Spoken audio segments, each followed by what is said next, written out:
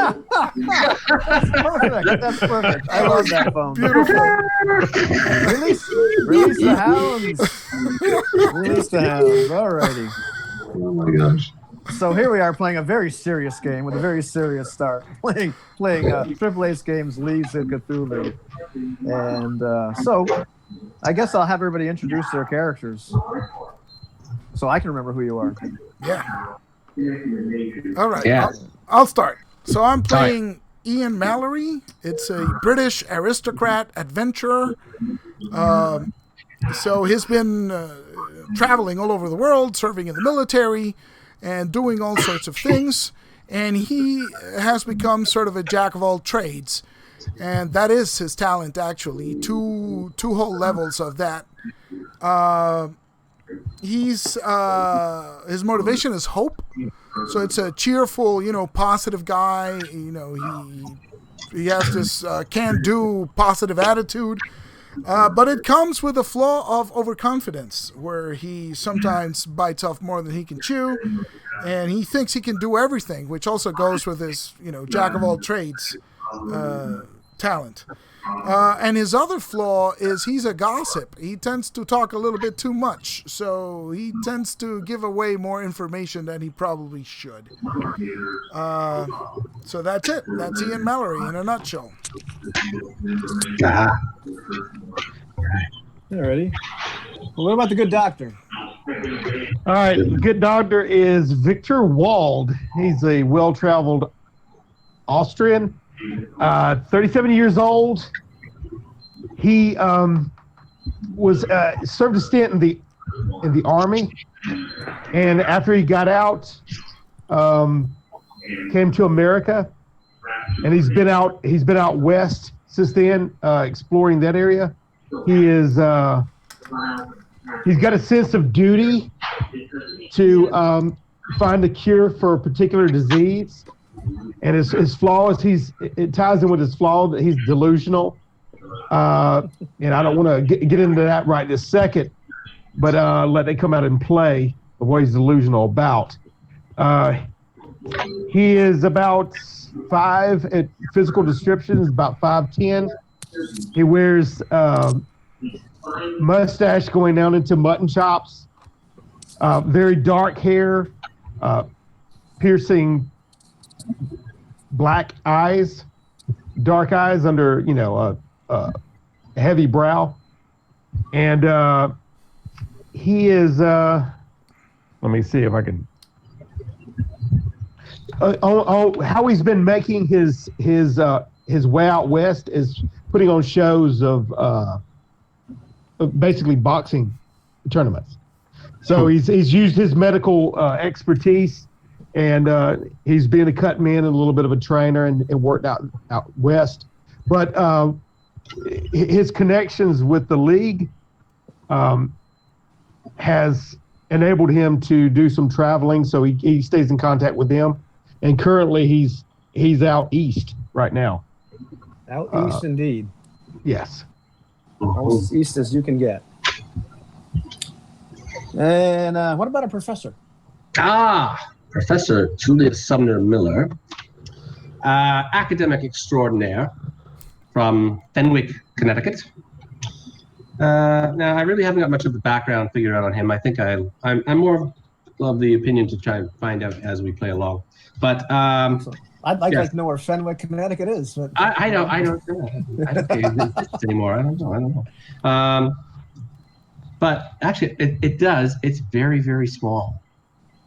It's a very, very small place. Okay, because many such places here in Connecticut. Yeah. Anyway, so what we got is his talents are very well educated, calculated defense. He has a lot of background in science. That's where he's well educated in, and history and academics. Has a bit of knowledge in the Afro-Asiatic languages. All right. And his one big flaw though is he's very, very curious, maybe to his own detriment. And his motivation is truth. Like any good academic. Curious and seeking the truth. Yes, seeking the truth. Perfect. And last but not least, Mr. Cord McNally. Alrighty then. So I'm playing William Cordell McNally. He goes by Cord. He is a guy from out in Wyoming territory because it probably will become a state while we're adventuring. Right. And So- when he was very young, he started out he enlisted in the U.S. Cavalry out of a sense of duty, which is motivation. And after some bad experiences that took place around that time, he switched to being a civilian scout for the Army, which is what he's been doing for most of his adult life.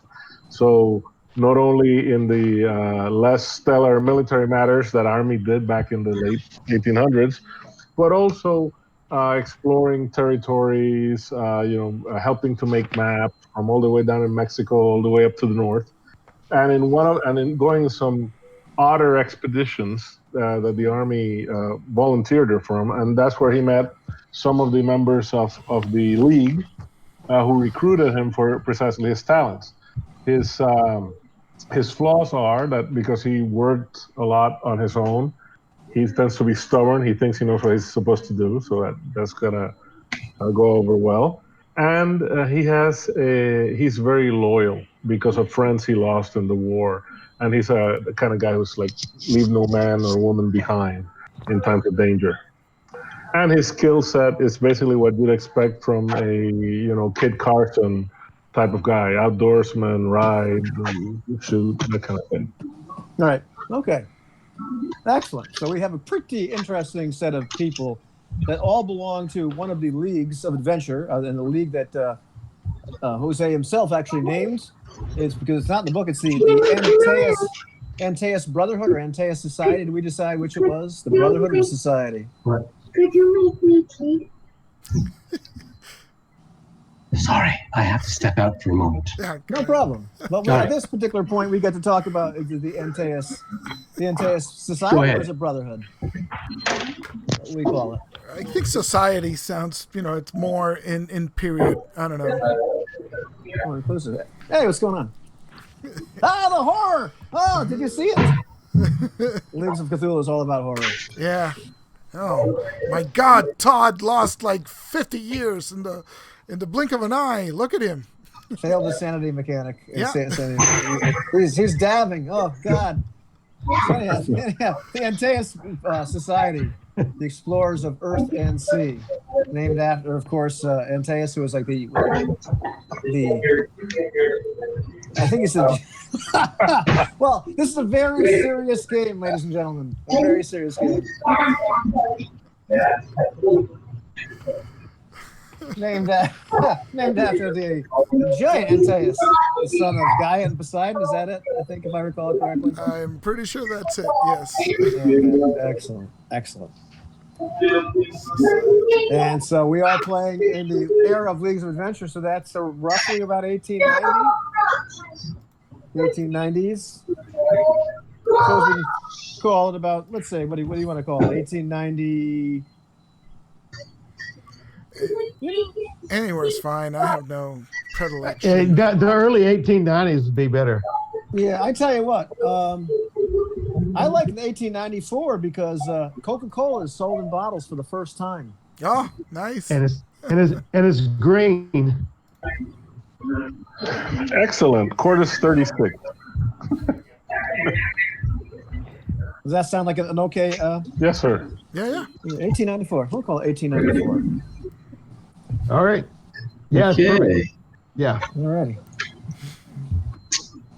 Fortunately, the professor was healed after that horrible accident, which aged, All right. de-aged him. Yeah. But he lost all his hair again.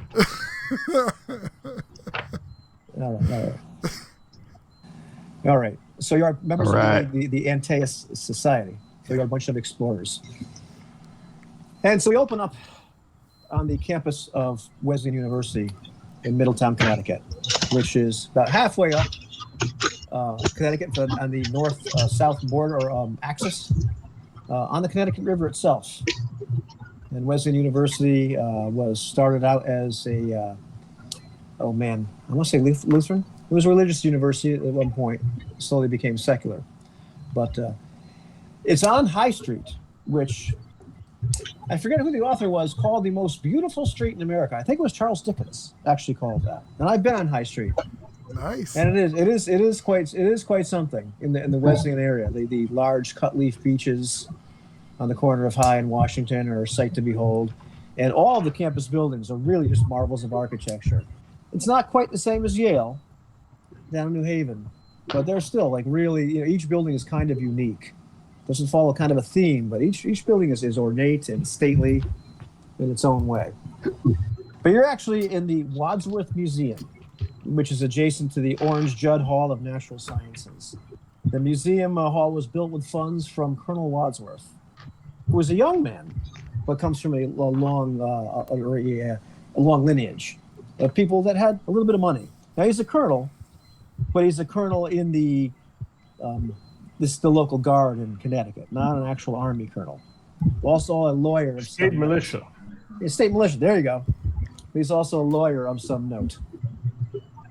And somebody that's very interested in the natural sciences, in preservation, and donated the funds for the museum itself. And the museum, it's not the same as the Peabody Museum at Yale. It doesn't have the same, amount of fossils and paleontological and archaeological relics, but it does have some really interesting ones.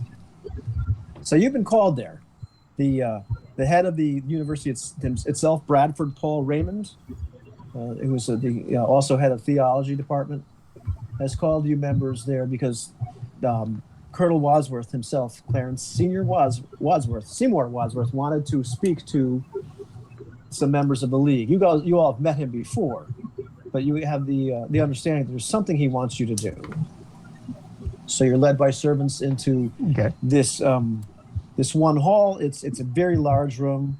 There's an elegant fireplace. There's already a fire going. It is the fall.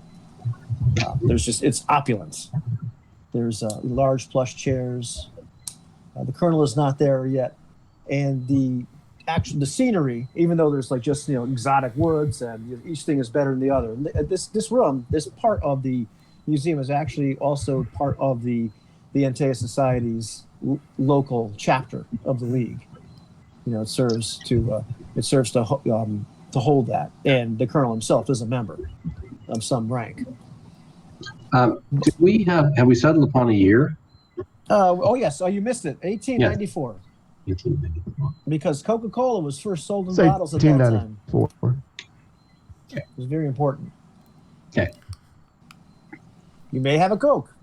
there is Coke. There is Coke. One of the new novelties. I think it has cocaine in it back then, though, doesn't it? And it comes with a straw.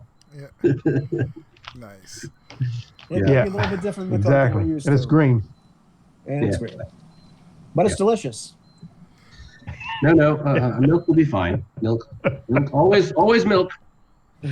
But the room itself is dominated by one singular feature, and that is an over 12. It does the bottom. Yes. What was that? It's an over 12 foot by 5 foot piece of sedimentary rock. It's leaned up against the wall, not mounted because it's far too heavy to be mounted. It has some cracks in it. It was obviously taken from some archaeological dig site, and the rock itself has several of those curious foot-long triangular markings that have been found in some of the fossil beds around the world that nobody's really been able to figure out what they are. But this is thought to be the largest one in the world, and it is one of the museum's and Colonel Wadsworth's prized possessions.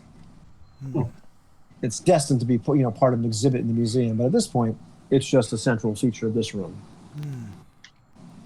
Did I miss this about this triangular designs in the fossils? While I was out. Sorry. No, he just mentioned this right now. Okay. I was about to say that Ian walks over to the stone and starts examining it, seeing if there's any markings, could give an indication as to where it's from, and he calls out, "Professor, what do you make of this stone?"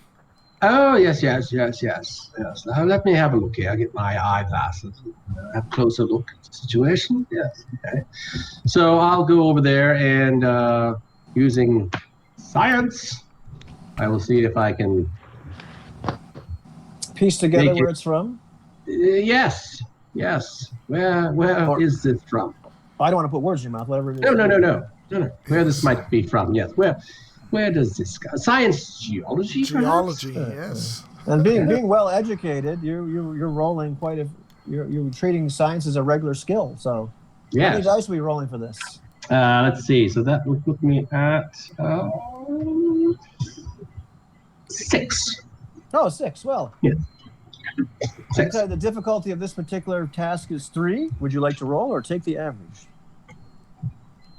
Okay, so you'll have to go over the mechanics here because I'm really rusty on this. Rusty? Okay. You can't get rusty if you've Yeah. never played it before. How can you be rusty? I'm Yeah, so- ignorant. Okay, I'm so you- ignorant. Squeaky So you clean. basically- Flat out ignorant. Okay. And ubiquity, you can take. You always have the opportunity, or not always, but very often you have the opportunity to take the average of your die pool. And Right. typically, the average is half of your die pool. So Got it. in this Yes. case, you have a 6 die pool. Your average is 3. Coincidentally, the difficulty of this task is 3 successes. So you And take successes are. Good. No, I know that, but what do I have to roll for? So if you take the average, what you do is you don't roll. You just use. I your- got that, but what is a 6 a success or a 1? Oh. no, it's Evens. You can evens. roll any dice you have, and evens is a success, and odds is a failure. I see. So I could be flipping dice. I You could be flipping flipping coins. Correct. Just don't use the You were- D7 from the No, DCC no. dice set. Yeah. Okay, so if I take my average, I'm gonna get it automatically. that is correct. You would Wow, just that- not get any extra successes, possibly. Extra successes. I see. No, let's go for that. Let's just start off with a rousing success. Rousing success. Rousing success. After careful examination of the rock itself, you realize that this is very common. There's certain markers in it and just some striations in the rock. And you're fairly certain this comes from Manitoba. Exotic Manitoba. Manitoba. Exactly, that Manitoba. That's a good Manitoba accent too. Yeah. Yes. This piece of rock, yes, does indeed come from Manitoba. Yes. And you seem to remember news of some sort of archaeological dig there about 5 years ago, which unearthed an interesting find Okay. of undecipherable markings or tracks. And these markings, are they natural occurrence or are they man-made or made by others, things, something? Well, current scientific theory has the Earth being much older than biblical scholars would suggest, the fundamentalists would suggest.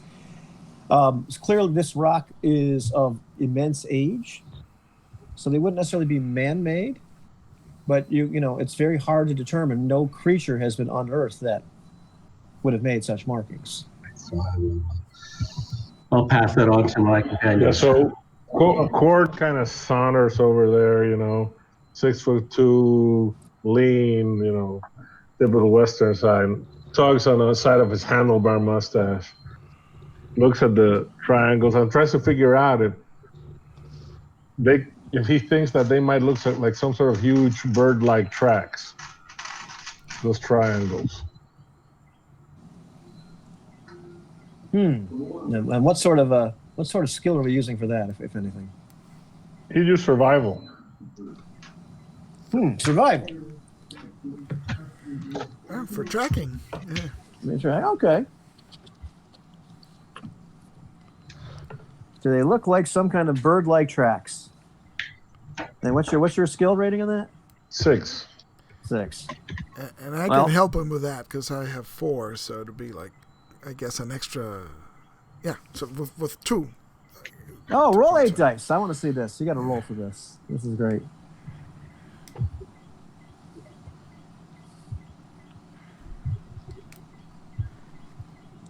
Five. 5 successes. Really? The way that the triangles are, it seems like there was some weight put on one side and the other. There's also a little bit of sliding. It looks as though it's tracks of something, but you can't. There's no bird you've ever seen that has a flat triangular foot.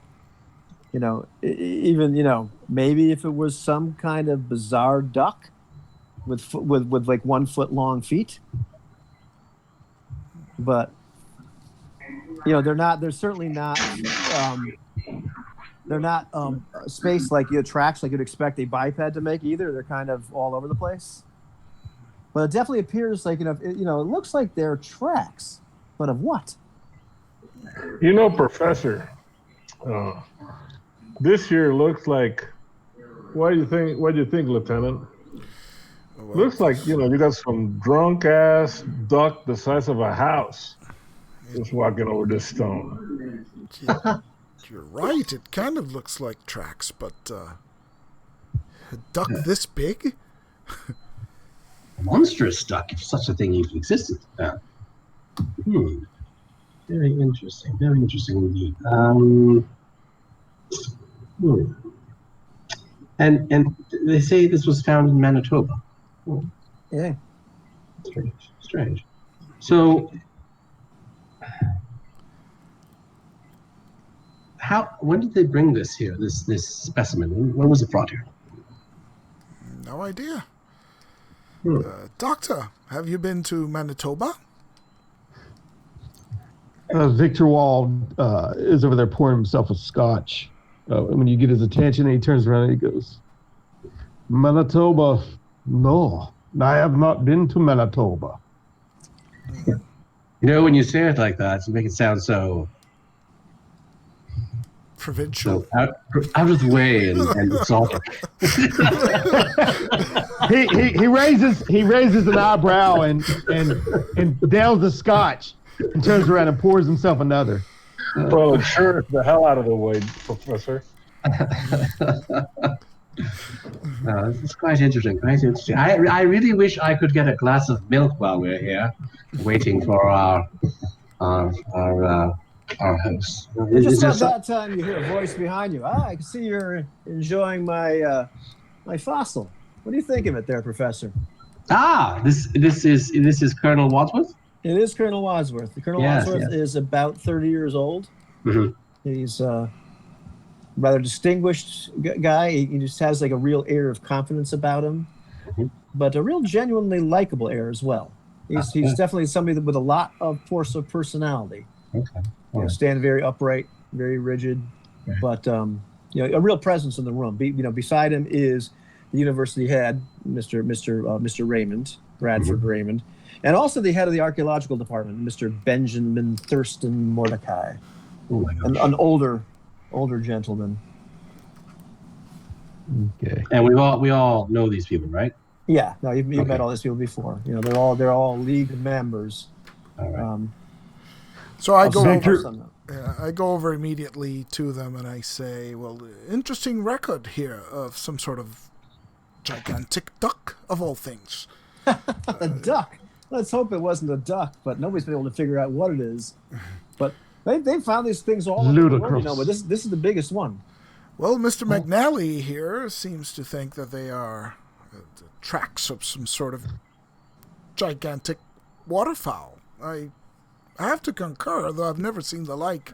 It's a pleasure to see you again, Colonel. Some prehistoric waterfowl. Yeah, hell of a mallard you got there, Colonel. Good to see you. And so I shake hands with everybody because he's gregarious. So Right. Yeah. Giant. Victor raises his highball and head jacks to him. Okay, time out. Does Victor wear a monocle? He's got to wear a monocle. Just kidding. I don't know, Victor. Are you wearing a monocle? This is important. Is Victor wearing a monocle? No, he's not wearing one. Oh, okay. unless she's looking through the highball, the end of it, yeah. Okay, all right. And the university had like Dr. Raymond looks at the good doctor himself. Enjoying the scotch, are you? It's a good year. Yeah. Try to remain sober. This is serious. Yes, I really was quite sincere in my desire for a large glass of milk, if I could have one, please. Oh, sure, absolutely. And Wadsworth just like opens the door. Hey, Joe, could you get this guy some milk? Come on. Yeah, thanks. Anything else? You want some cookies? No. Just the milk. He hasn't Strong yet bones and been teeth, weaned. Joe. He hasn't yet been weaned. Cigar? Anybody? No. It's perfectly fine. Thank you. So, the head of the university sits down. Head of the archaeological department, Mr. Mordecai, he sits down as well. Wadsworth pours himself a small scotch, lights up a cigar, walks over to his desk, and sits down. So, gentlemen, I have it from the university head, from other members of the league itself, that you are members in good standing, and you would be an excellent choice to send on a bit of an adventure for me, called a mission. Ah. Yes, Adventure. Tell us more. Tell us more. Sounds wonderful. And he opens a briefcase and he starts taking some papers out and puts them in front of each of you. And yes. Yes, go, yes. Pick them up and Yes. Yes, What are we reading? look through them. So, are any of you familiar with Professor Phineas Weatherby on the university staff? So contacts. Yes, let's go with contacts. Because that's my resources, is contacts. Phineas Weatherby. You certainly are. You certainly know who Phineas Weatherby is. Mm-hmm. Phineas Weatherby is a linguist and archaeologist of some note. is he now? Is often consulted because he's quite the linguist and quite the anthropologist. Often travels to Harvard, often travels to Yale, but he's predominantly on the staff of Wesleyan University and also a member of the league itself. Okay. The documents, if anybody is looking at them, boil down to a non-disclosure agreement. They're in great legalese detail, and the also the agreement that the items found or collected belong to the university and belong to the museum, the university, and to Mr. Wadsworth. In other words, he's protecting his butt. That whatever you go out there and collect or discover, Sure. while you get some kind of credit, the actual control of said artifacts or objects or whatever belongs to him and the museum itself. And where are we going to? Manitoba? Is that where we're off to now? Fortunately, no. Oh, This time, although I hear it's quite lovely. I'm quite sure. Yes. Although a bit cold and not very many people, but Yes. still. Everything So- seems in order. Do you have a pen I could borrow? Oh, of course. So I It's got sign this- the NDA. Yes. I will gladly sign this so we can get on with this adventure and find out whatever this is that we're actually looking for. Yes. And Smiles. Very few people Yeah. ever sign these before they know what's going on and what they're getting into. But hey, Ah. knock yourself out. Tosh, bit of adventure. Yeah, Victor signs it what I Yeah. thought. He doesn't even really look at it at all. Yeah, Cord just kind of shrugs and signs the damn thing, flips it back. So, gentlemen, Dr. Weatherby, about 18 months ago, went on sabbatical and went to Angola. He Where was now? studying in Africa. He pulls out a map. Yeah. Does he Spins pull the it down? Does he pull it No, down no. from the wall? No. He unrolls it. Unrolls. Unrolls it. Spins the globe around to that, then unrolls a map, and he points the coast of Angola. About 18 months ago. Yeah. America. Cord will look at the professor and point. There's Manitoba, up in North Dakota. How astute of you. Thank you for sharing, Cord. About 18 months ago, the professor left for Angola, and expressly left to study various tribes, the various linguists, languages of these tribes, the dialects, the cultures, standard, anthropological venture.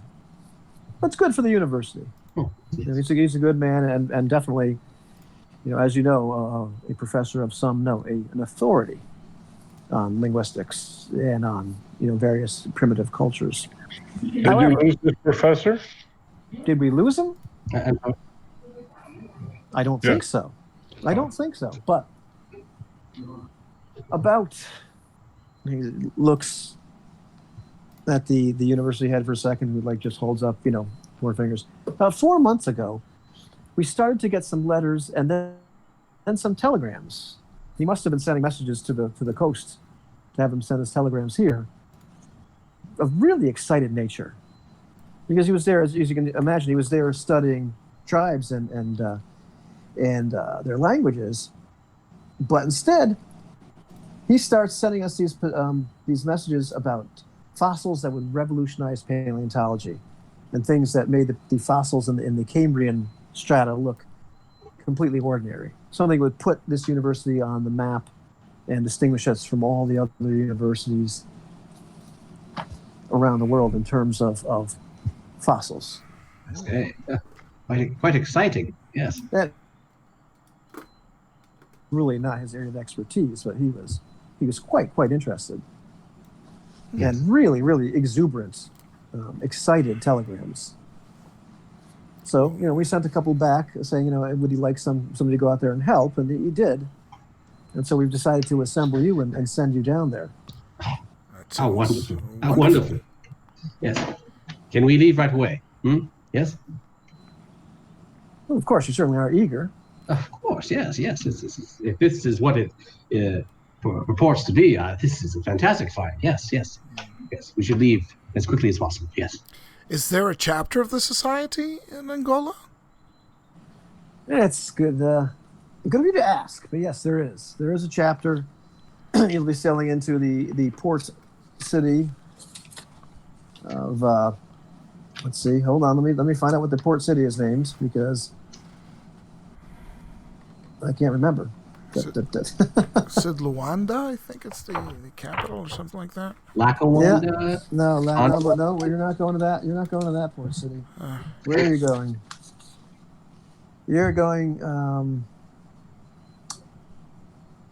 Rats. Let's see. Esperanza Perdida.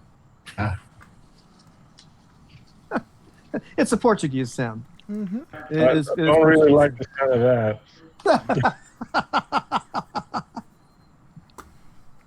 Well, it doesn't have an auspicious name, but I'm sure it'd be perfectly fine. I mean, there is a chapter of the society there, so. I hope I'm not butchering the pronunciation, but No, the internet. Lost Hope doesn't sound like quite a very auspicious name, but hopefully, I mean, the society is there. There's a chapter there. How bad could it be? Exactly. Yes. Well, we should make it. Range. It was Spanish colony, Belgian, Portuguese, I believe. Do any of you speak Portuguese? Yes, I do. I speak several languages, in fact, but yes, we should be fine. I even know some Bantu, so I would be able to converse with the natives fluently, should the need arise. I think it will come in handy when we assemble an expedition to find the professor. Yes.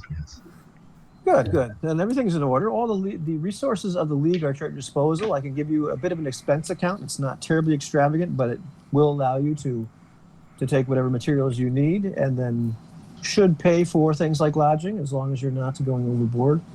But, of course, I'm very interested in what's actually out there.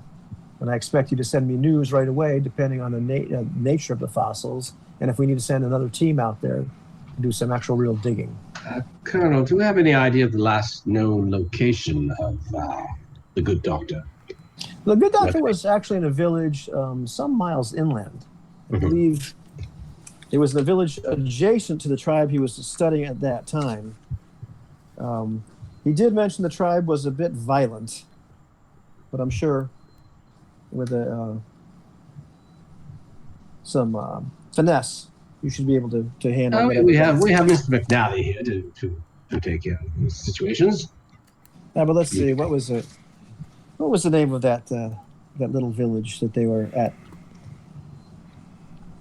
Oh yes, and once again the university professor. This time it's the head of the archaeology department. Pipes up, and it's the Sujeira Marrom, brown dirt. That's the name of the village. Okay.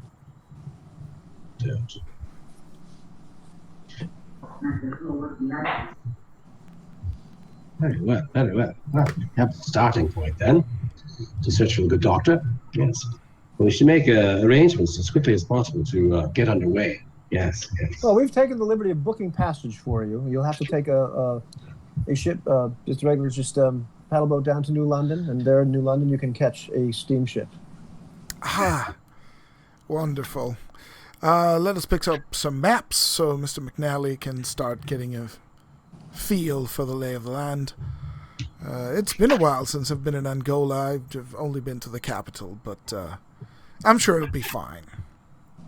We'll just talk to the people in Esperanza Perdida, and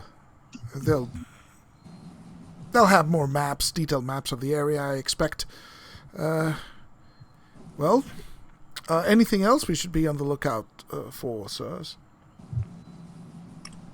I don't think so. And the university professor at this point just looks at McNally and says, "Do me a favor, bring the professor back." Pointing over at Julius. Bring them all back if you can. But the professor, he's valuable. He's a smart man. So you question, Colonel, you had correspondence from this professor you have over there? Some letters, some telegrams. Did you need to? Has he? No, just wondering if he's told you if he's worried about anything, if he's worried about having any competition over there. Not so far. We've been trying to be very circumspect with what we're doing. We don't want any rival groups to get involved. And of course, that is another big thing. Try to keep this under wraps. Yes, of course. Rival group. What rival groups are you speaking of? The rival leagues. Oh, that is one of the shticks of Leagues of Adventure. There are other rival leagues that may be going after the same type of archaeological finds or lost cities or what have you. Of course, we'll perform this task with the utmost discretion. Yes. Yeah. Yes. What's his name? Belloc. It's like the Bellocs of the world. The Bellocs of the world. Yes. We will blend into the background. No one will see us coming nor going. Just like Indiana Jones's buddy there. What the hell was the guy's name? Marcus. Yeah, and I just promised discretion. The guy who has gossip as his flaw. So, Yes. We'll see about that. Anybody want to do anything else in this scene before we end it? Nope. We good? I'm fine.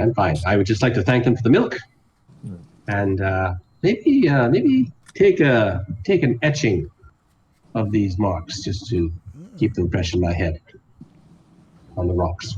An etching. The old pencil piece of paper, and you scratch over top of it, and then you have the, Right. I got you. I shall do that. Yeah. So I am just going to get a refreshment, grab some glass of milk, and I shall return. All right. So your steamship is leaving in 2 days hence. You have ample time to get anything you need for the expedition. Mm-hmm. Okay. So, Jose, did you read the expedition rules? How does this work? Do we need to make a roll to assemble the gear and the stuff, or? Only if Ivan really wants to do that, right? No, this time I'm not going to do that to you. Okay. Yeah, the way to do it is, if we use that, is in case that we're separated from our baggage train. It's a way to figure out if what you want is among the possessions you're carrying, and it's pretty elegant because it's like everybody has they can carry either a light load, a medium load, or a heavy load. Each of those counts as one die, right? So The heavier the That'd be load, great. the more chances you get of having the gear that you need. That is Right. fantastic. But it's only important if we get separated from our pack train just with whatever load you were carrying at that moment. Nice. That is fantastic. Yeah. All right. There we Yeah, go. better. There we go. That's my turn. Hat on. Alrighty. All right. Be right back. Okay. Uh-oh. I've got Look what you started. What you Hello started. needs a pith helmet. Yeah, I need one of those helmets. yeah. The pith helmet, and I keep on,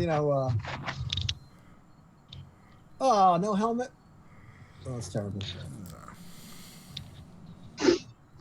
Anyway, I still think that Jose looks a little bit like Slim Pickens right now, which is great. Alrighty. So, without any further ado, in 2 days hence, unless somebody wants to declare something, you take your little paddle boat down the Connecticut River, down the winding of the Connecticut River, past the beautiful fall foliage. The leaves are just starting to turn. It's not quite peak fall foliage yet, but the air is crisp. It's delightful. You can start to smell the sea as you get closer and closer to the port in Old Saybrook.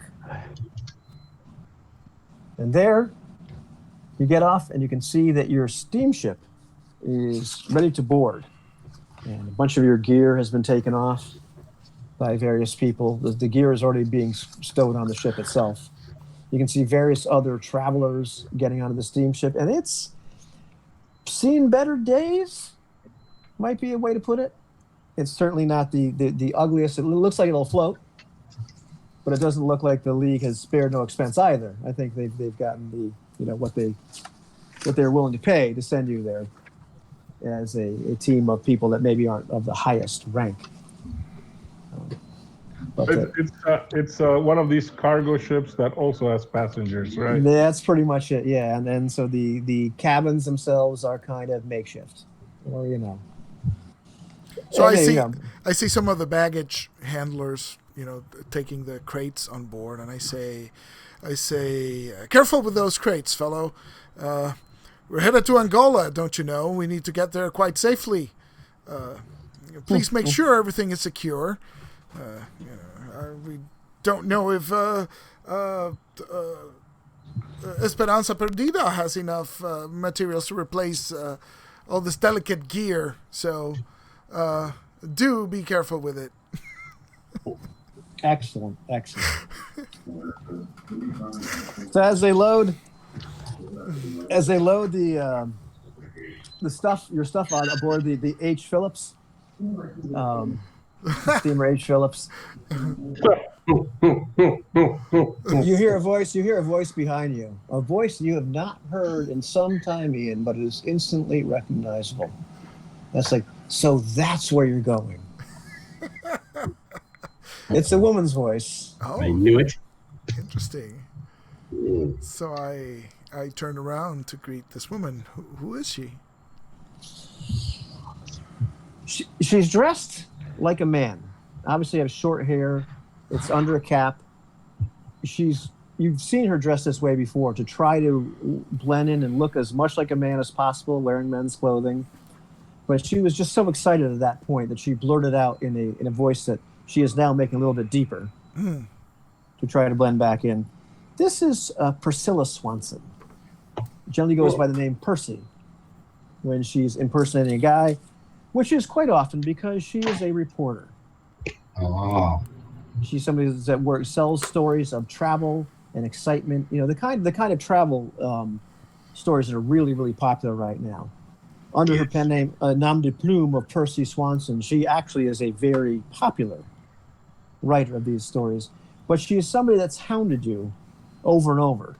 She's not unlikable, but she's somebody that tends to follow you because wherever you go, things are very exciting. She also tends to be, well, a bit of a jinx. Not a jinx. It's just she gets into trouble. Ma'am, Well. she kind of shakes his head. Yeah. Ian takes his bowler hat off as well and says, well, it seems this trip is about to get even more interesting. Miss Swanson? Mr. Swanson, come on. You know better. You're not going to take me seriously as a woman. So sorry, Percy, old chap. That's better. That's better. Who's your friends? Allow me to introduce myself. Julius Sumner Miller. Pleased to meet you, ma'am. Pleased to meet you. Oh, I thought you'd met our companions, Professor Sumner Miller and Dr. Wald, and Mr. McNally. Victor Wald. Victor sticks in his hand to shake hers. Good to meet you, Doctor. Good to meet you. So Are you coming along with us? Well, I did have to book passage. I knew that Ian was coming here, so yeah, I booked passage.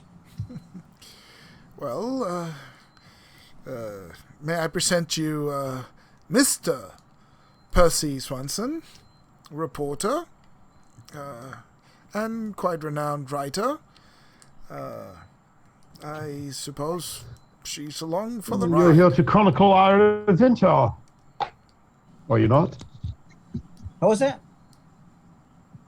I'm sorry, what kind of accent is that? Are you here to chronicle our adventure? It's muddled. It's From the Austria. connection, that's all. Accent's quite fine. I'm It's from just- Austria. connection. Yeah. Oh. Australia? Have you ever been? No, I ain't never been to Australia.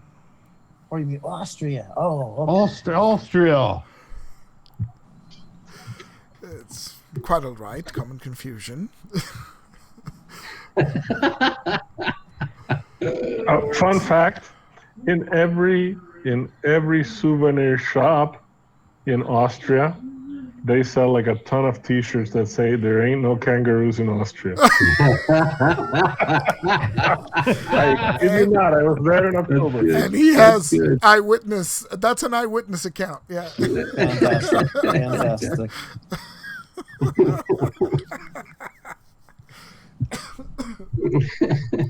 Well, later on, we're on the ship, and then we get. So you tell me what's going on. I don't want to be in the dark. Oh, I shouldn't. Please remember, must be, somewhat tight-lipped on what's going on here. Hold on. Yes. Dad, could I have some ranch cracker? 1 moment.